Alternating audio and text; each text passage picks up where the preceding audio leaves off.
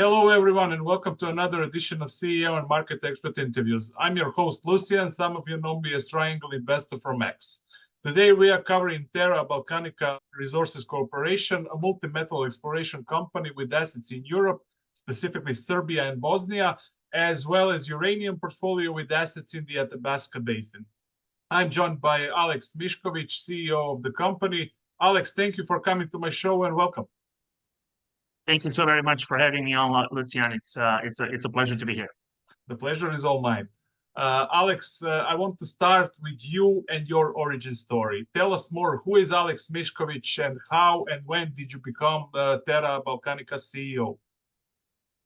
Well, very briefly, I'm a geologist by training, a geochemist specifically. My background was, until about 2015, mostly academic. Mm-hmm. I was until that point, I guess the most relevant piece of information is with the Mineral Deposit Research Unit at UBC, one of the preeminent world's institutions dedicated to research related to economic deposits of various commodities. While at MDRU, I led MDRU's largest research project called Western Tethyan Metallogenic Project. At that time, we had 16 corporate sponsors. You know, everybody from, classic culprits like Tech Resources to, Eldorado Gold and everybody else who was relevant on the southeastern European stage. And then subsequent to that, I moved to Montreal from Vancouver and commenced working for Med Gold Resources. I helped them rediscover their Tlamino deposit, 760,000 ounces of gold in southeastern Serbia. And following that, worked for Rio Tinto in California for 2 years, focusing mostly on recovering lithium from their mine wastes. And after that, after the COVID pandemic, I decided to try my own luck. We staked some properties in Serbia and Bosnia back in 2019 and 2020. And basically at the height of the global pandemic, decided to commence this venture. So it's been now 4 years with Terra Balcanica. I'm very familiar with the geology of the Balkan Peninsula, Western Balkans specifically. And it just kind of, made sense to both charter my own path at that point in my life. I guess COVID was a bit of a general reset, not only on the global, but also personal level. Yeah. And I think, try to advance what I thought, and I still think, is very good quality asset or portfolio of assets in both Serbia and Bosnia. Since then, we've, I think, proven that thesis, and obviously looking forward to advancing that story.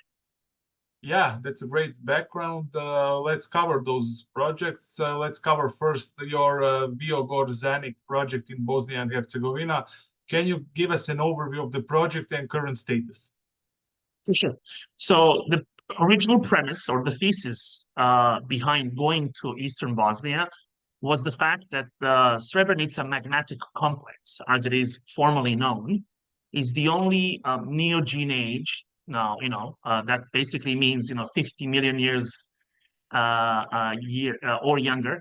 So this is between 35 and 20, aged a package of volcanic and plutonic rocks that actually outcrops in Bosnia and Herzegovina. We have rocks of older age and younger age, but if you want to find anything along the lines of Bucim in Macedonia or Rudnica in southeastern Serbia, currently advanced by Adriatic Metals, or let's say Skouries, porphyry copper deposit, advanced by Eldorado Gold, then you want to be looking basically at rocks of that age. And it just so happens that the Eastern Bosnian part of Srebrenica magmatic complex actually contains that. So the original premise was basically, what chances are there of finding a porphyry copper deposit in Bosnia?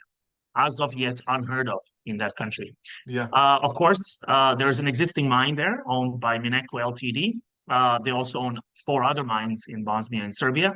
So having the mine adjacent to our project was also something that I thought was advantageous. They have a crushing and mining circuit over there, and should we find something that is of similar mineralization style, like the one they have in the Sase Grot mine, then we can certainly, advance the synergies between the two projects. So that was the original idea.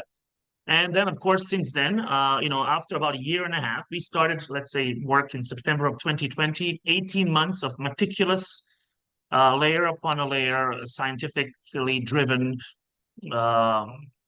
targeting and target definition program, which involved everything from airborne geophysics to ground sampling and mapping, radiometric surveys, remote sensing surveys as well. We've defined 3 targets. And since January of 2022, so it's basically 2 years ago, we have now drilled. And in doing so, de-risked the projects to the tune that we now know the mineralization is in place, it does exist, and it's just a matter of basically, advancing those projects, adding more tons and ounces to the existing story, and further defining the subsurface geometry, strikes and trends of mineralization as we understand it right now. So acquisition of what was favorable, detailed work of defining targets, and then about 4,000 meters of drilling in the last 2 years is sort of where Biogazani stands at the moment. Okay, so what are the next steps? You will drill more holes on the property. Do you have the timeline for that? Can you expand a bit on that, please? For sure. So for those who don't know, within Biogazani, which is a package of land of about 150 square kilometers divided into 2 licenses, one is Čumavići, the other one is Olovine. We have defined 3 targets. In order to be really focused, we have decided to really push hard on 2 of those. So one is a polymetallic, silver-dominated, very high-grade, shallow, vein-hosted intermediate sulfidation target. I mean, I cannot call it deposit yet, because there's strict definitions what that means, but it's basically a target. We understand the geometry of the body. It dips at a 45-degree angle to the southwest. It extends along northwest-southeast trend along the tectonic fabric of the entire Balkan Peninsula. And at this point, we have drilled about 25,000 meters, 2,500 meters, sorry, along only really 2 or 3 targets within that 7.2 kilometer trend. So I want to emphasize to all those ones who are listening to us, this is a 7.2 kilometer long trend with at least 4 or 5 different targets. So far, we have focused on only 3. Every single one yielded fairly good results. We are talking about a fairly simple geometry, a body that's between 5 and 10 meters thick, on average between 500 and 600 grams per ton silver equivalent. In some cases, the sweet spots can be significantly richer than that.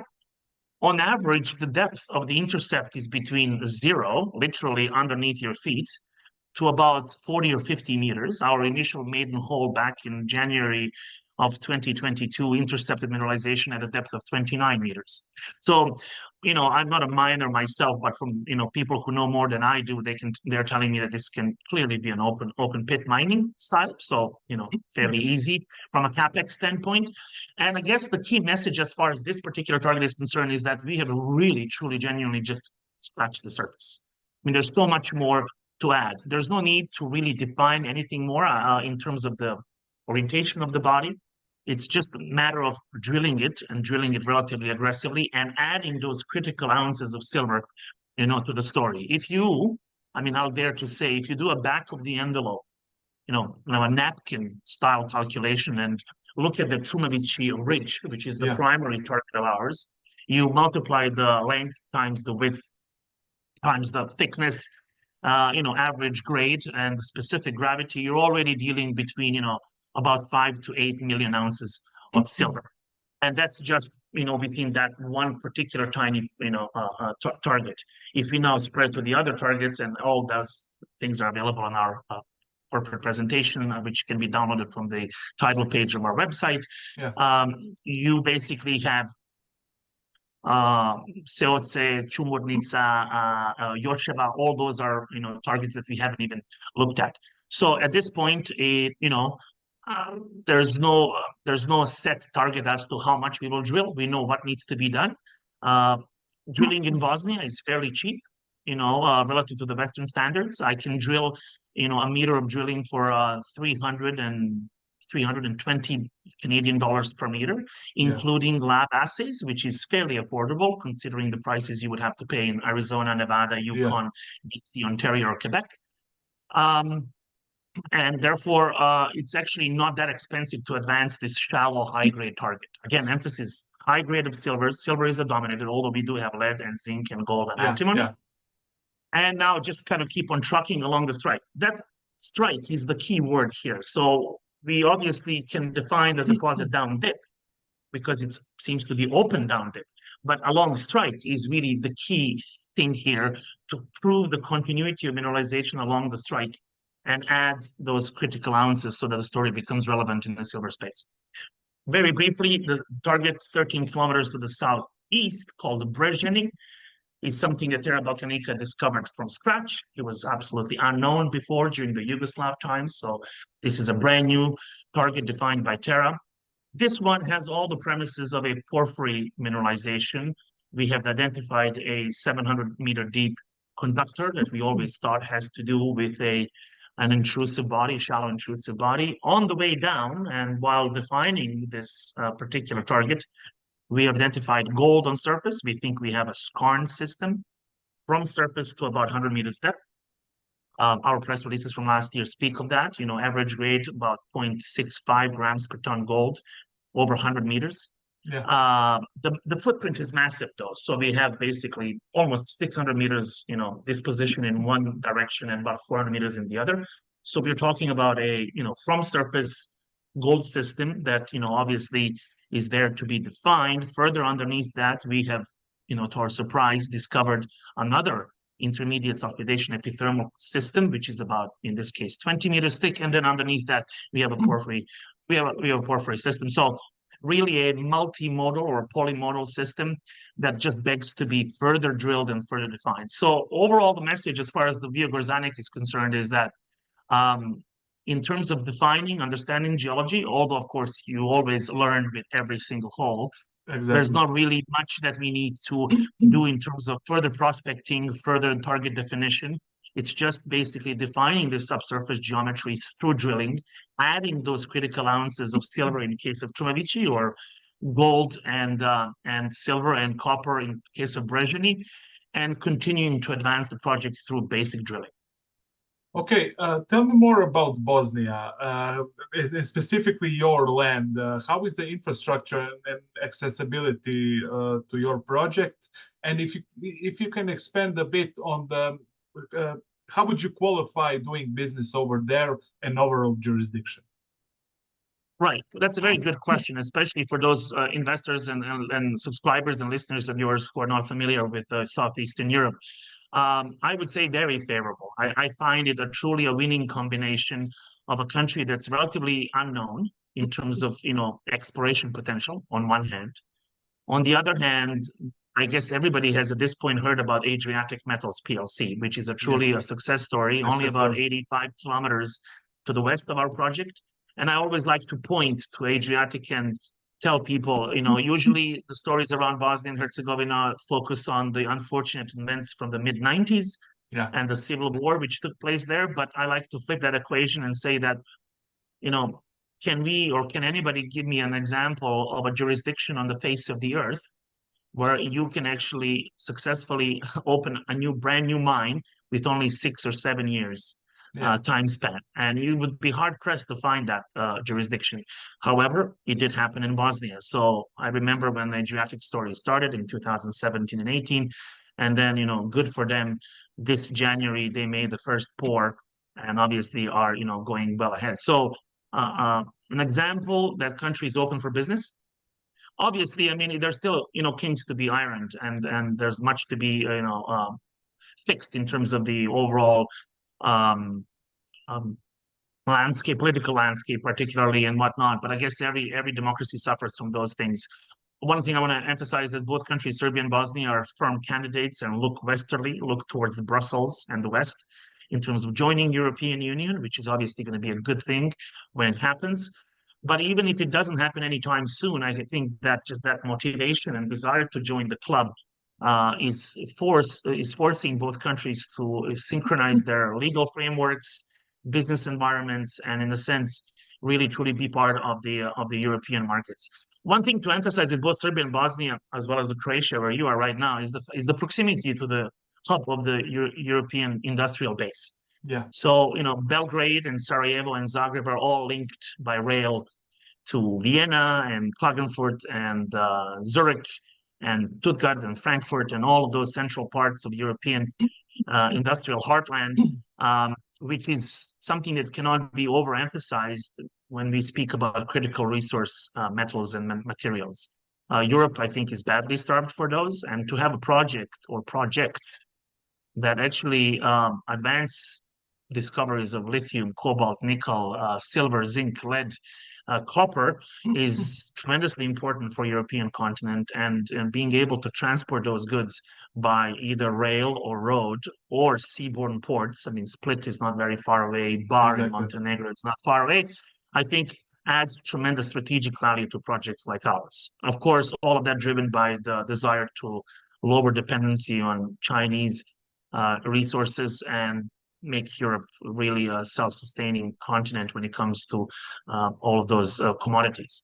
So, so far we've operated in both Serbia and Bosnia for the last 4 years. Sometimes, of course, administrative network or apparatus can be a bit cumbersome, but nothing that we cannot overcome. I would say huge support on the local level. So we've worked hard to do so, but I'm very proud to say that we've built a very strong license to operate within the city or town of Srebrenica, which has suffered tremendously in the last war. We have now become, a known entity. We have a local course shed. We support local schools and fire brigade and soccer clubs, donate money to charities and social organizations that take care of, children without parents and whatnot. So do all those things that you need, fix roads, and establish really a trust among the locals. So in terms of license to operate, very proud to say that we have absolutely no problems in both Serbia and Bosnia that way. So good places to work, which is actually then not surprising considering the fact that we have Rio Tinto and Vale and Zijin and Freeport-McMoRan and Adriatic all operating in the region, obviously appreciating the potential it offers. Yeah, definitely. You mentioned license. So you have all exploration license in hand right now, right? Yeah, of course. Everything's paid for. Everything's intact. We have 3. So one in Serbia called Mišković. That's the one we haven't spoken of so much so far, but I'll just say to your that's my next question. Yeah, all the licenses are in good standing. Of course, you write your reports, you submit your reports, you pay your fees, you do the work that you promised to the government, and merry times. Yeah, we will move to Serbian project. Give me just 1 second. I have to ask you one more question, and that is, you mentioned the Adriatic Metals. Do you see some similar geological settings to their projects?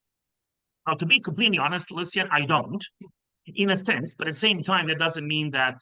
I mean, on one hand, yes, like our Čumavići polymetallic high-grade silver-dominated deposit is actually, when you look at the basket of metals it offers, very similar to what Vareš or the Vareš mine has, except for the fact that they also have copper in addition to their combo. We don't.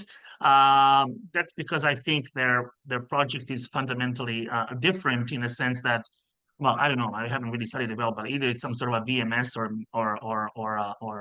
SEDEX deposit hosted within Triassic rocks. So these rocks are, 250 or between 200 and 250 million years old, so significantly older than the chunk of rocks that we are looking at. But again, that just shows you that you don't necessarily have to be in these younger belts like we are to find something of value. So yeah, metallurgically similar, I would say genetically different. But for example, one thing they don't have that we seems like do is, for example, of all the premises that indicate a porphyry copper deposit. Ultimately, they don't have that. So, depending what is it that you want, you go to a different groups of rocks, different tectonic settings, and you seek that. Yeah, porphyry deposits in this part of Europe it will be great to have one, definitely. I know, like another Čukarupeki, yeah. Yeah, definitely. Okay, let's move to Serbian project. Ceovište, give us an overview of this project, please. For sure. Very briefly, again, it's located in the historic Raška mining district of southwestern Serbia. I mean, that place has been mined by the Saxons.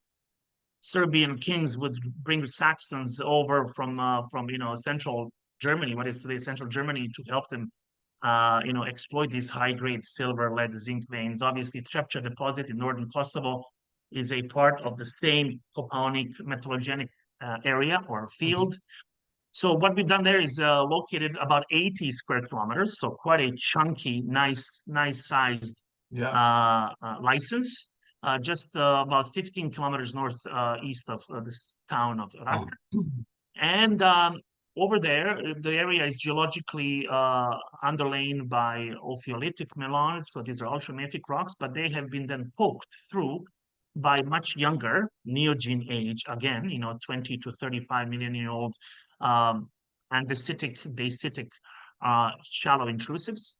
So the area is highly prospective and has been, in a sense, looked at before by the likes of the first quantum metals and the company that does not exist anymore called Euromax back in 2008 for their porphyry copper deposit. However, I think, or porphyry copper potential. However, I think they were looking at a wrong side or wrong section of the license.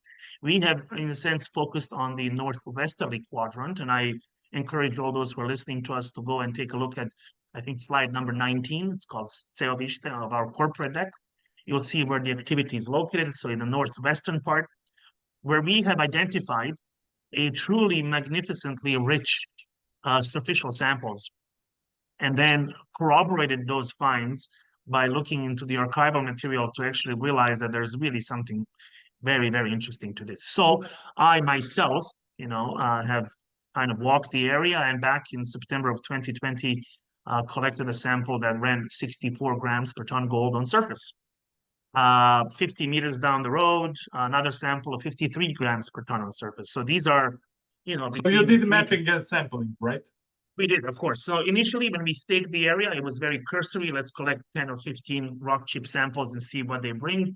But subsequent to that, our field efforts led by our chief geologist, Sam Mon, have basically resulted in fairly systematic sampling and mapping, lithological of those areas. We've conducted about, let's say, 800 samples, large soil sampling program. Which, by the way, for all those geologically inclined who are listening to us, is a tremendous way of sampling in the Balkans.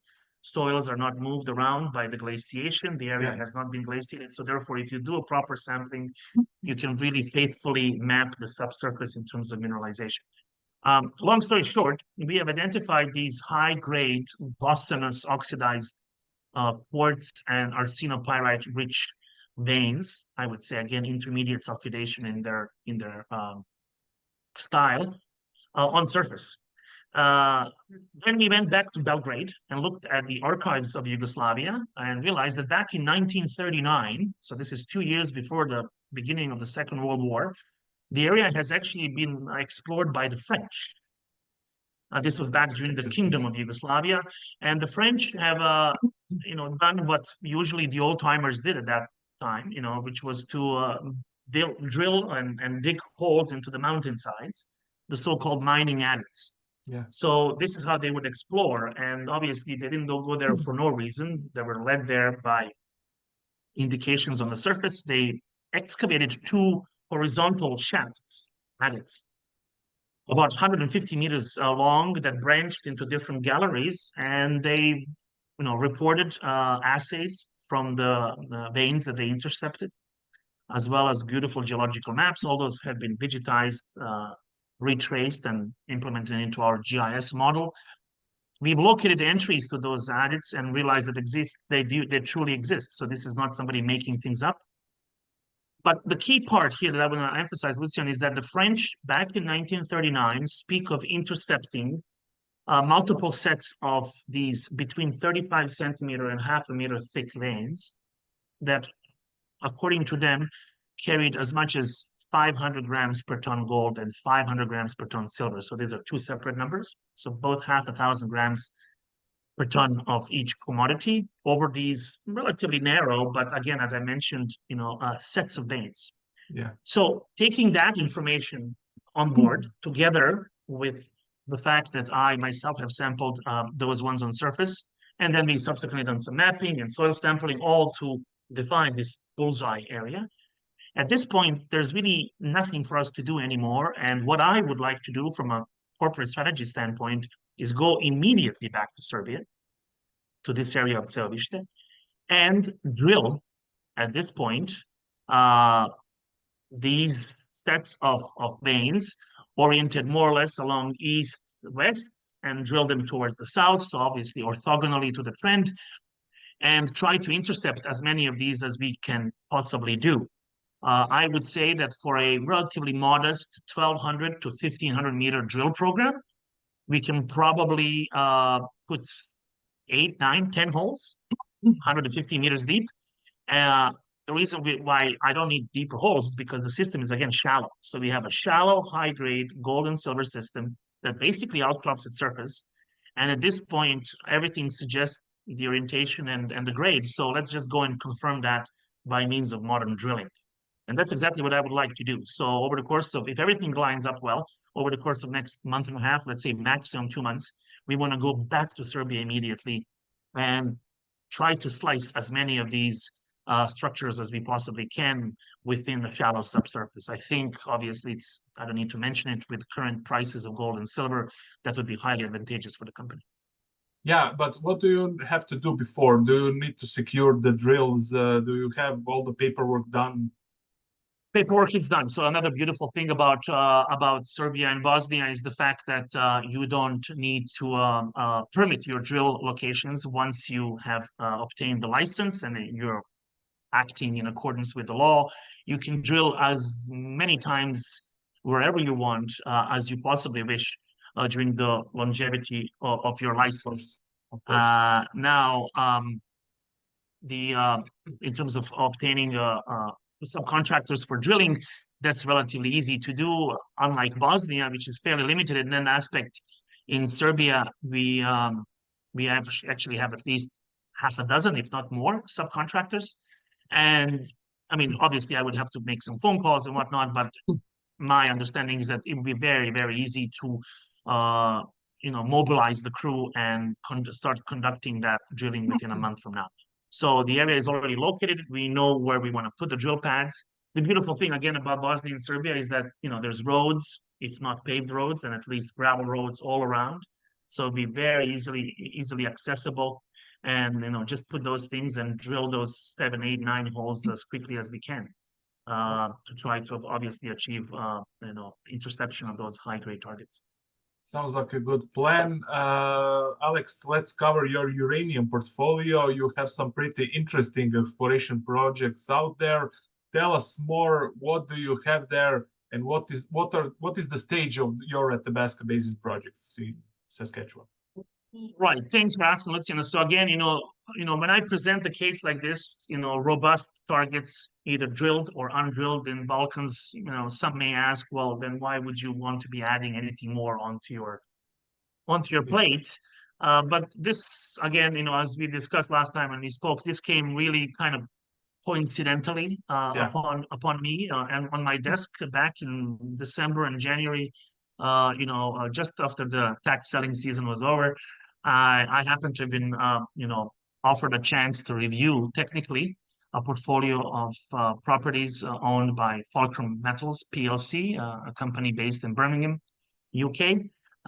This portfolio of licenses is focused on uranium, but of course it's 600 kilometers in size, divided into 4 different clusters, all surrounding the world famous Athabasca Basin in northern Saskatchewan, Canada. And just the size tells you that surely, apart from uranium, there's a whole bunch of other things that one might want to be interested. So after kind of, looking at the technical merits of this thing, I liked it more and more. The more I looked, the more I liked it. Even though I never really set foot on the property, I mean, from just reviewing the historical data set, I very much like the geology and the promise it holds.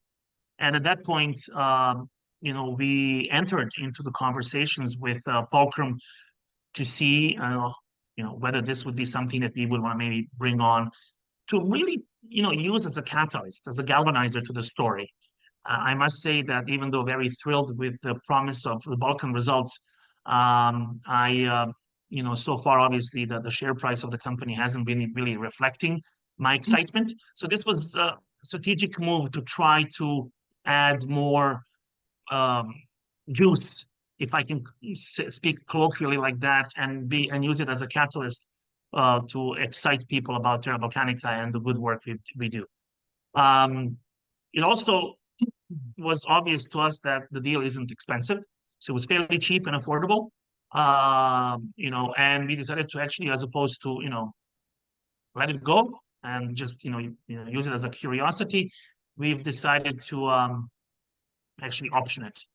And so back about a month and a half ago, we've entered into a letter of intent with Fulcrum Metals PLC to take on 100% ownership of this portfolio of licenses. Again, this is Charlotte Neely, which is found or located in the Uranium City district. Then slightly further to the east, we have Fountain Lake, and then the Snowbird license upon the famous Snowbird tectonic zone. And then completely separate from all of these clusters to the southeast, we have Pendleton South. Overall, 600 square kilometers of land. And the idea here is really to assemble and compile all the historical data as a step number one. In my opinion, that would take about a month to do. We are going to be relying on the expertise of the Rouge Geological Consulting out of Edmonton, Alberta, in Canada. That's a very known name. Right. The group that actually has had historical experience on these licenses. So obviously leveraging their existing legacy knowledge is the thing to do.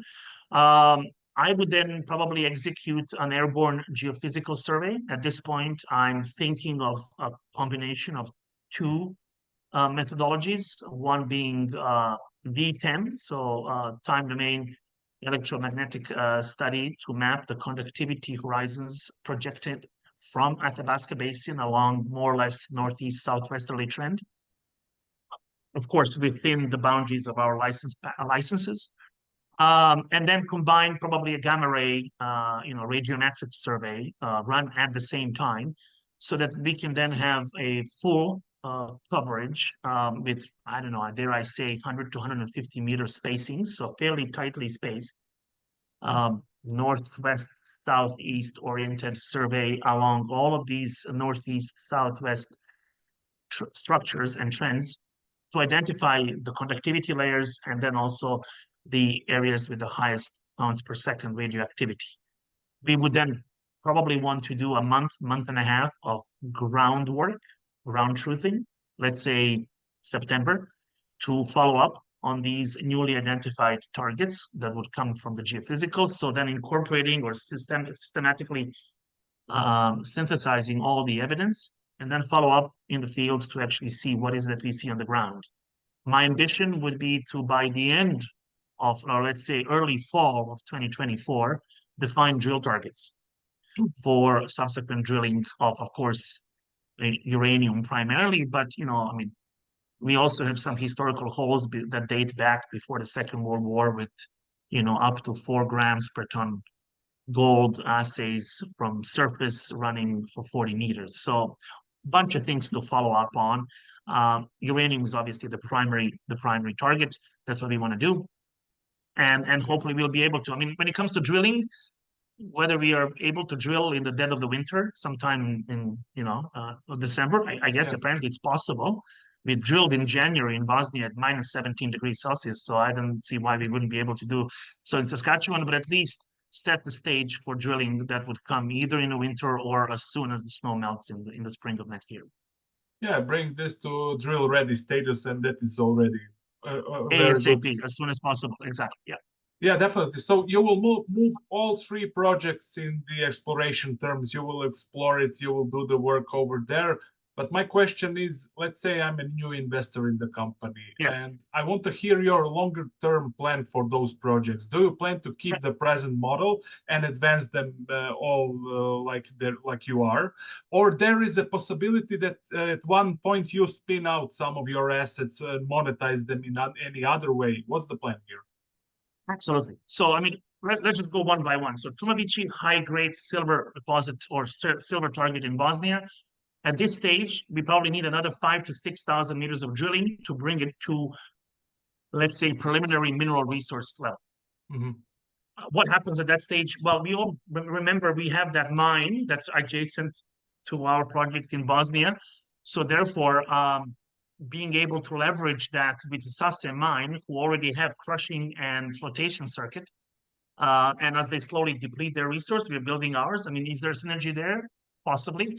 But the point is to bring this to those millions of ounces that make a project significant or relevant in silver space. 13 kilometers to the southeast, the Brezhny target. We do have a deep porphyry system, I believe, which have actually confirmed with the deep drilling last year.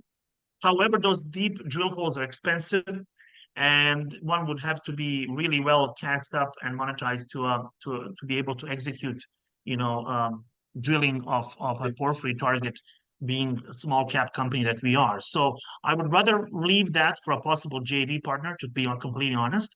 Okay. Whereas the topmost gold and the newly defined intermediate sulfidation vein hosted system that seems to be projecting from the porphyry towards the surface, I would like to keep that for ourselves.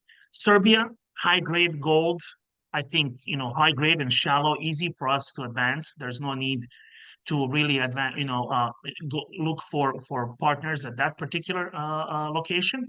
When it comes to uranium, I mean, that's the beauty of it. I mean, we have projects in 3 different jurisdictions. They're all divided into different licenses. So the optionality to really leverage them is ours. We can do whatever we please. Yes, I mean, I see, let's say uranium ends up being a company maker itself.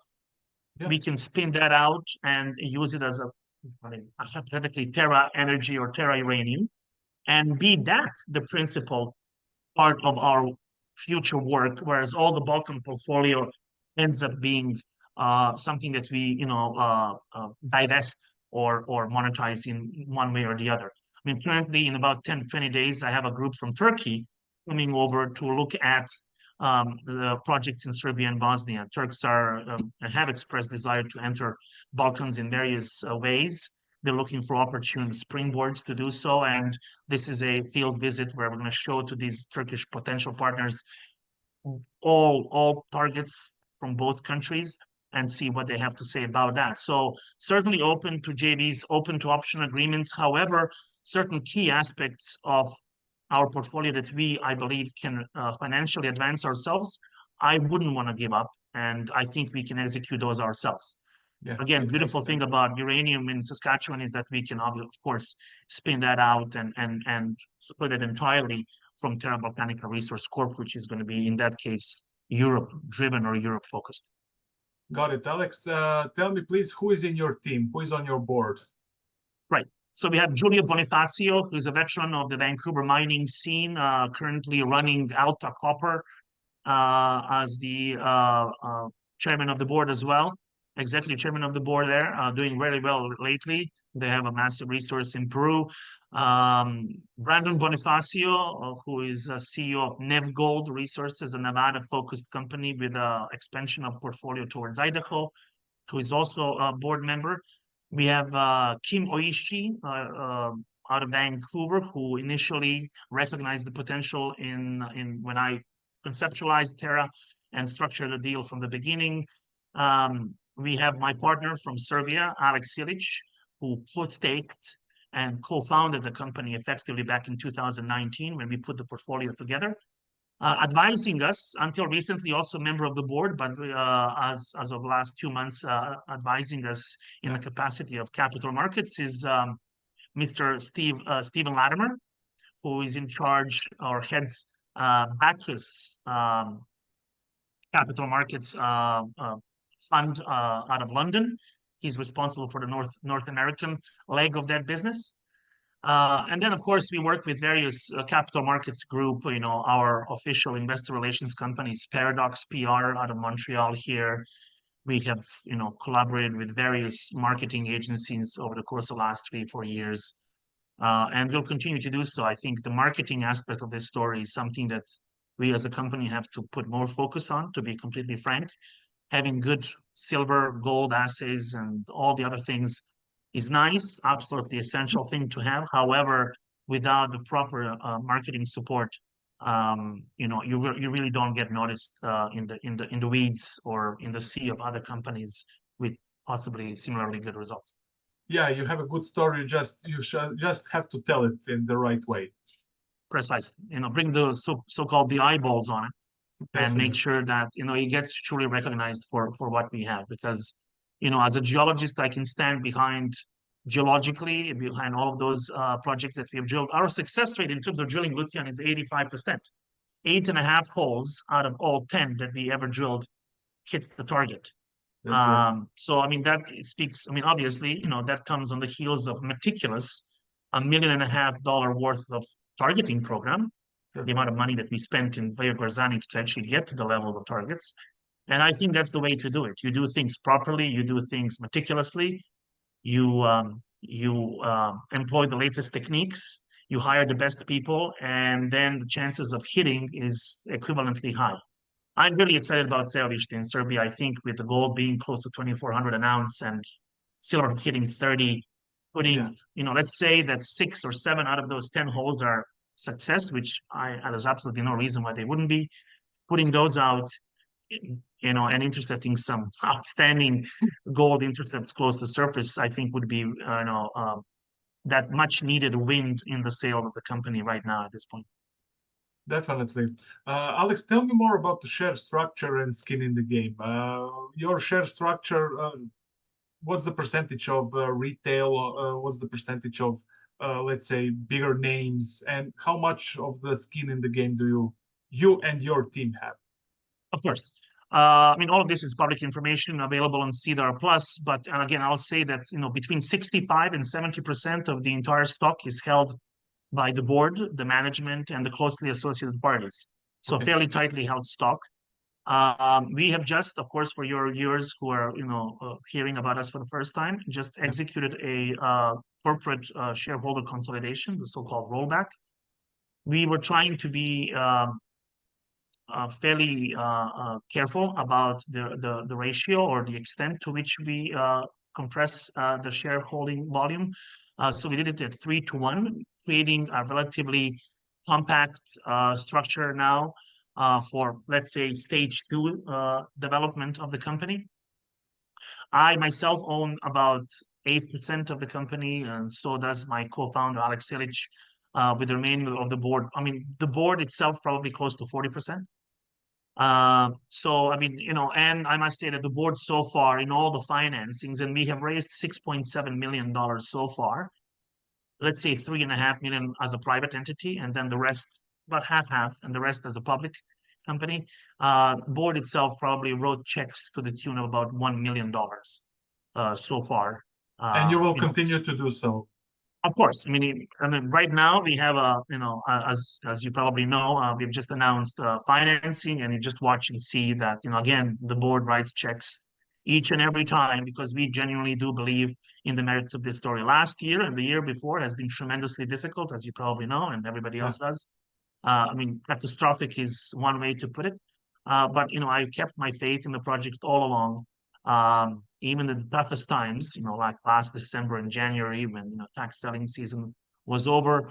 And again, let's say, I mean, speaking of that uranium thing, on one hand, some may say, well, why now lose focus and move to the other side? I actually like to see it this way. I mean, to me, addition of the uranium portfolio to what I believe was already a robust portfolio of assets in the Balkans was a sign of a proactive management, a management that can actually looks for solutions as opposed to just idly sitting by and waiting for the gold or silver bug or silver bolt to pick us up. Lastly, comment in terms of how can we execute all of this at the same time? And that also weighed heavily in my mind. Do I have a capacity to advance assets on both sides of the Atlantic Ocean? I think I do. In other words, drilling in Serbia and 1,200 meters of drilling, or let's say 1,500 meters of drilling that can be done within a month and a half, will in absolutely no way affect our, let's say, geophysical study in Saskatchewan. So we can do both simultaneously. You of course go based on merit. If there's results, you continue doing the next step. If there isn't, you stop. Yeah. But deploying the Rouge geological team in Saskatchewan will in no way affect our ability to advance Serbia or to continue with Via Garzanic in Bosnia as well. So they're not in conflict from the operational standpoint. Yeah, I got it. Like you said, you announced a small private placement. When you close that, how much money will you have in the till, and for how long will this amount get you through? Right. So we have announced a financing at 10 cents post-consolidated share price with a 15-cent warrant, a full warrant for 3 years, exercisable at 15 cents, for only about $600,000. We did not want to offer too much and aim for too much money at these levels. Again, we are continuously conscious of the shareholder dilution, and therefore with $600,000 we can pay some of the existing operational expenses, and we can immediately pour $300,000 to $350,000 into Serbia and continue to drill, as I said, let's say in June or early July. A good chunk of this money, of course, will also be spent on capital markets and marketing. Again, something that, tell you honestly, we probably didn't have the budget last year. I was very focused on pouring as much money as I can into the ground, thinking that this is where the value is. I still think that that's the case. However, there's no denying that, supporting the share price and making sure that capital markets ecosystem is robust and wide is absolutely essential, and we are willing to spend money on that front as well. Then the idea is to bring this to another level in terms of share price and valuation of the company. And then at that point, take advantage of the so-called flow-through funding or flow-through financing for the Saskatchewan portfolio and the costs related to that. So dare I say July of this year or so is when we would like to raise money for Saskatchewan, line up obviously everything with the geotech and the Rouge, have the geological desktop work conducted already at that point, deploy the helicopter, do that massive 3,300 kilometer line kilometer geophysical survey along all 4 clusters of those licenses, and then try to do some field work before the snow starts setting in, is really the idea for this year. Of course, continuously separating cash for the capital markets, supporting and marketing the story all throughout, so that we can finally bring this to another level where I think it belongs. Yeah, final question, but you already answered the big part of it. Possible news flow from the company in the upcoming period. What and when can we expect some news flow? Very good question, and thank you so much for asking that. This is one thing we do have, and I also want to emphasize: we have a robust news stream, news release stream already prepared. It is, at this point, we probably have 3 or 4 press releases from Bosnia itself. Once we start drilling and have those assays from Serbia, let's say rush order to ALS, and get them back, we'll add to that robust news release stream even further. So people can expect continuous news release stream over the course of summer with material gold and silver results from the Balkans hitting the wire every 2 or 3 weeks or so while we advance the story. Obviously, nothing will come from Saskatchewan anytime soon except to announce the commencement of the survey.